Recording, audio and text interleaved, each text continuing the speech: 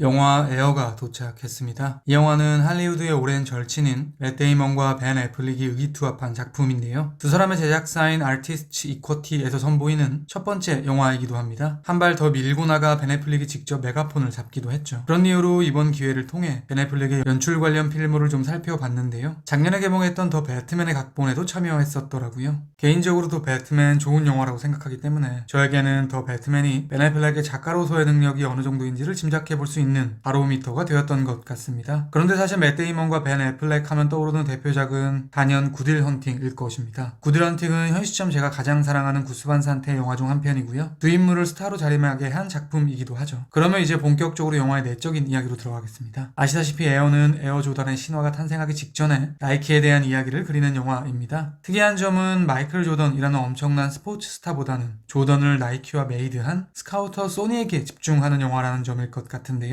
그러니까 에어는 표층에서 보면 위대함을 발견하고 그것을 발굴해낸 한 인물의 집념에 대한 영화로 보이기도 하고요. 한 기업이 자신의 브랜드를 상징하는 선수에게 수익 배분을 하는 선례를 만들어낸 사건을 재조명하는 영화로 보이기도 합니다. 혹은 위대한 어머니에 대한 영화로 말할 수도 있겠죠. 그럼에도 불구하고 저는 이 영화에 녹아있는 묘한 톤이 흥미로웠는데요. 그에 대한 보다 구체적인 이야기를 비롯하여 운전 대 조깅, 소니의 실체, 영화에 어려있는 다양한 명과 암, 그리고 마지막으로 한 가지 아쉬웠던 지점에 대한 이야기까지 에어 끝장 리뷰 지금 시작합니다. 1984 has been a tough year. Our sales are down, our growth is down. Sonny, I brought you in here to grow the basketball business. People don't know what the hell a Nike is. What's a Converse?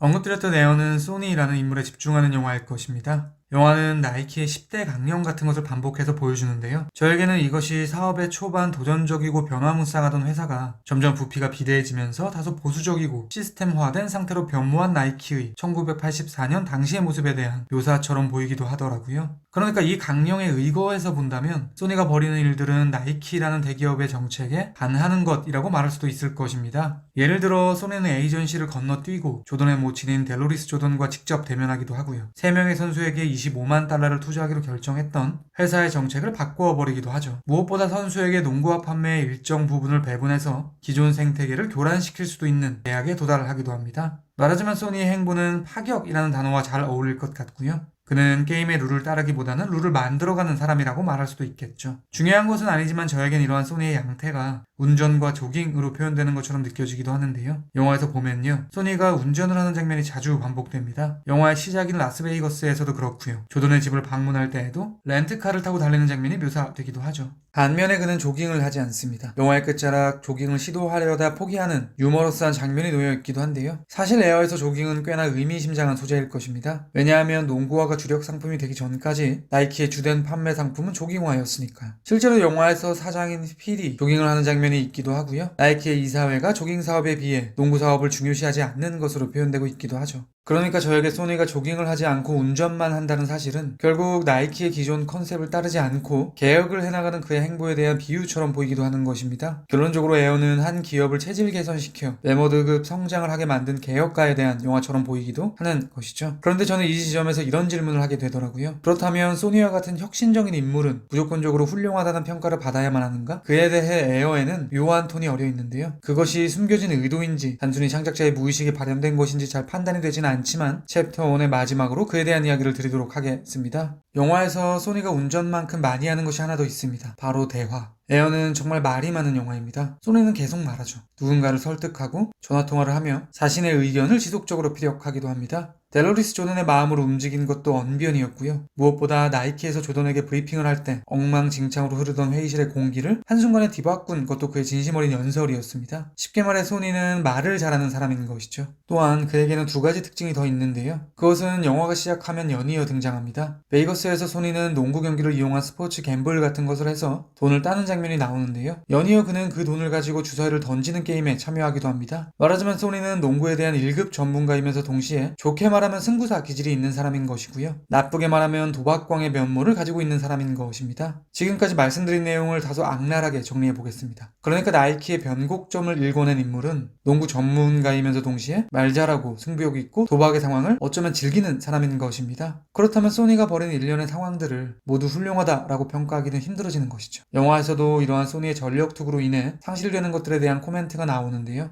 예를 들면 영화에서 2번 등장하는 리처드라는 직원이 있습니다. 롭과 소니가 화장실에서 대화를 할 때 한번 나오고요. 롭의 사무실에서 다시 한 번 더 등장합니다. 그런데 롭의 사무실에서는 롭이 리처드에게 해고 통보를 하는 자리로 보이는데요. 소니는 그러한 상황과는 상관없이 사무실로 쳐들어가 지난밤 자신이 발견한 조던에 대한 이야기를 하죠. 이에 대해 롭은 이렇게 말합니다. 회사에서는 지켜야 할 에티켓이 있어. 말하자면 소니에겐 스카우트 행위가 일자리를 잃게 된 한 노동자의 상황보다 중요한 것이죠. 또한 롭은 딸에 대한 이야기를 하면서 이 회사가 나에게 왜 중요한지에 대한 진심 어린 고백을 하는데요. 말인즉슨 조던에게 베팅한 소니의 도박이 자칫 잘못하면 농구부서 전체의 직원들 한 발 더 밀고 나가 그들의 가족에게까지 악영향을 줄 수도 있는 것입니다. 말하자면 소니의 도전은 여러 사람들의 생사가 걸려있는 많은 리스크를 안고 있는 것이죠. 그런데 아이러니하게도 소니에게는 가족이 존재하지 않는 것으로 묘사됩니다. 이렇게 남들보다 덜한 사람인 것이죠. 그러니까 저에게 에어 속 소니의 행동들에는 명과 암이 공존하는 것처럼 보이는 것이고요. 그렇기 때문에 그의 성취에 대해 훌륭하다, 그렇지 않다 라고 이분법적으로 쉽게 평가할 수 없는 것처럼 느껴지는 것이죠. 영화가 종료되고 크레디트가 올라가면 영화 속 캐릭터들의 실제 인물들의 사진이 나오면서 그들에 대한 간략한 자막이 나옵니다. 특이한 점은 이 사진들 중 가장 중요한 소니는 없다는 사실인데요. 그에 대해서는 설명만 나올 뿐이죠. 저에게는 영화가 소니에 대한 가치 판단을 공란으로 두어 그에 대한 해결은 관객들에게 맡기려는 의도처럼 보이기도 하더라고요. NBA All-Star shoe. There's nothing cool about Nike. You would have to have a pretty compelling pitch. I can tell them the one thing the other companies can't compete with. Our basketball division is terrible.